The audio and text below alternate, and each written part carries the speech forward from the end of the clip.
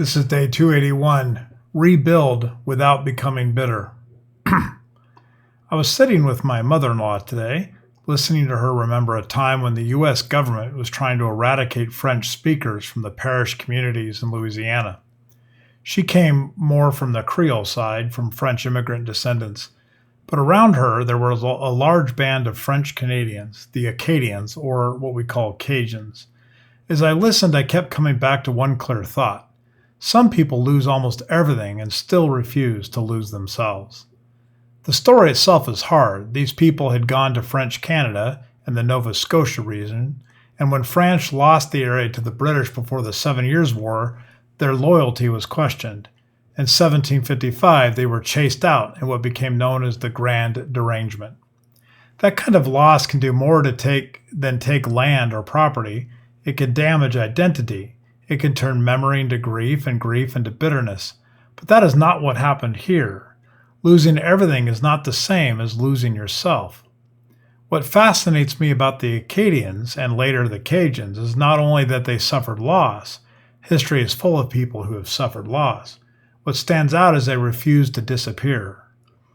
They stayed together as a people. They came together again in Louisiana. They maintained their culture. At the same time, they absorbed some of the French and Creole culture around them. Out of that came a surprising blend of influences from a wide variety of people, and many would argue they became stronger because of it. And that matters.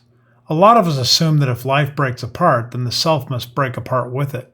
We think that if we lose the place, the plan, the security, the status of the old story we told about our lives, then we have somehow lost who we are. But that is not always true. Sometimes what is stripped away is only the outer frame. The deeper structure remains. You can rebuild without becoming hard. There's another lesson here, and I think it may be the more difficult one. These people did not only survive, they rebuilt without becoming bitter, and that is rare. It is one thing to endure hardship. It is another thing to endure it without letting it poison your inner life. Pain has a way of trying to become a permanent interpreter. It wants to explain everything after that. It wants to tell you that the loss is final truth, that trust is weakness, that memory should only serve anger. If we are not careful, bitterness begins to feel like wisdom. But the Cajun story pushes against that conclusion. They did not vanish. They did not remain frozen in injury. They held on to who they were, and they adapted enough to keep living as a people. They did not rebuild by denying what happened. They rebuilt by refusing to let what happened become their whole identity. They prove that you can lose everything without losing who you are.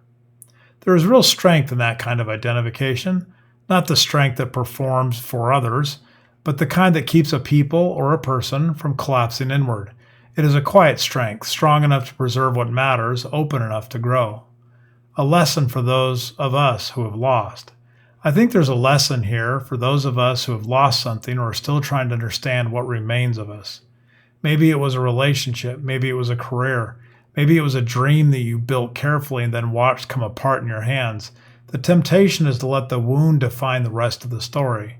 We do not have to do that. We can lose much and still keep hold of the core. We can carry memory without being ruled by resentment. We can rebuild in a way that does not flatten us into angry people who only know how to look backward. This emphasizes the importance of protecting character while rebuilding circumstance. Both matter, one matters more. So I keep thinking about that moment today, sitting there with my mother-in-law and hearing history pass through a living voice. The next step seems simple to me. Name what you have lost, then name what still remains, and you can begin there.